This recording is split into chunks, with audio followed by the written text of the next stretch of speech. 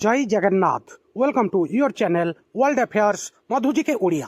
आज video central government रो project विषय रे मु जनइबी। वीडियो को स्टार्ट करबा, वीडियो को शेष जाए देखिए आपणकर आगामी प्रत्येक कॉम्पिटिटिव एग्जाम पाई करेंट अफेयर्स रो बहुत बड़ इंपोर्टेंट टॉपिक। सारा भारत में केंद्र सरकार प्रकल्प रे महाराष्ट्र 1 नंबर स्थान हासिल करिछि। प्राय 5.5 ट्रिलियन मूल्यर 215 केंद्र सरकार प्रकल्प सहित महाराष्ट्र अग्रणी राज्य भाव में उभा होइछि।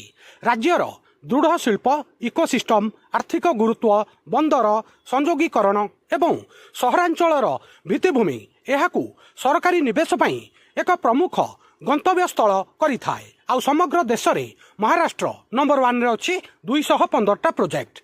एबे आपनकू टॉप 10 विषय जनाऊछि। 1 नंबर रे महाराष्ट्र 215 प्रोजेक्ट जार कॉस्ट रहुछि 5.5 ट्रिलियन। 2 नंबर रे उत्तर प्रदेश 180 प्रोजेक्ट कॉस्ट होछि 4.3 trillion. 3 number Andhra Pradesh 141 project आउ टोटल कॉस्ट होछि 2.1 ट्रिलियन। 4 नंबर रे Gujarat 127 project cost 4.3 trillion. 5 number रे मध्य प्रदेश 125 प्रोजेक्ट कॉस्ट होछि 3.1 trillion. 6 number Bihar 125 project cost 2.4 trillion. 7 number रे कर्नाटक 121टा प्रोजेक्ट कॉस्ट होछि 2 ट्रिलियन। 8 नंबर रे आम राज्य ओडिशा 108टी प्रोजेक्ट कॉस्ट होछि 2.1 ट्रिलियन। 9 नंबर रे झारखंडर प्रोजेक्ट संख्या होछि 103 कॉस्ट होछि 2 ट्रिलियन। 10 नंबर आसाम 89 प्रोजेक्ट आउ कॉस्ट होछि 1.2 ट्रिलियन। नॉर्थ ईस्ट रो सबुठारु अधिक प्रोजेक्ट आसाम रे होछि। एबे 2 नंबर स्थान रे थिबा उत्तर प्रदेश विषय रे डिस्कशन करिबा। प्राय 4.3 ट्रिलियन मूल्य रे 180टी प्रकल्प सहित उत्तर प्रदेश द्वितीय स्थान रे अछि। एक्सप्रेसवे, रेलवाई संप्रसारण एवं प्रतिरक्षा कॉरिडोर प्रकल्प भली प्रमुख भित्तिभूमि विकास राज्य रे अभिवृद्धि को चालित करुछि। द्वितीय स्थान रे अछि उत्तर प्रदेश।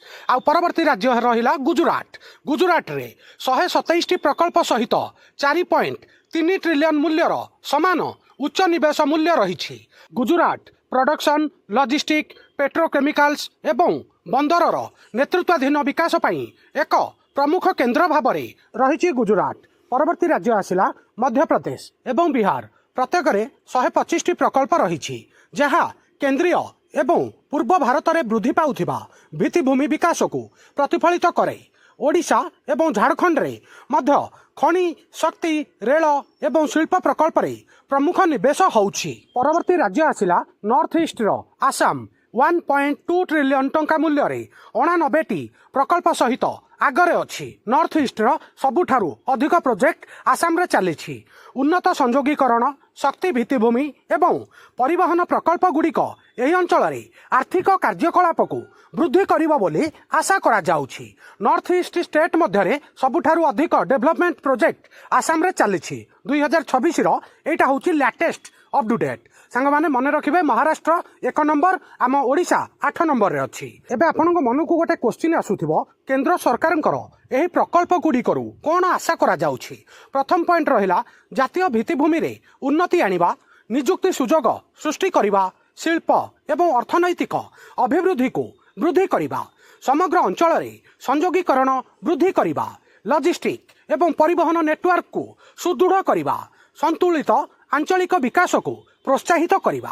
सांग माने आज रही छोटिया वीडियो रे मु आपन मानकू करेंट अफेयर्स रो बहुत बड़ इंपोर्टेंट टॉपिक सेंट्रल गवर्नमेंट रो प्रोजेक्ट विषय रे संपूर्ण डिटेल ब्रीफ आउ समराइज करके जणैली। आउ एतिकी आपण माने जानिबा निहाती दरकार। आजिकाली कॉम्पिटिटिव एग्जाम रे एथिरु क्वेश्चन पचरा जाउछि। आजिरो वीडियो एठी सरिला। आ वीडियो केमिति लागिला निज ओपिनियन कमेंट रे जणैबे। वीडियो को लाइक करिवे, हाइक करिवे। नुआ थिले वर्ल्ड अफेयर मधुजी के ओडिया चैनल को सब्सक्राइब करिवे, भल पाइबा देबे। वीडियो देखिथिबारु बहुत बहुत धन्यवाद।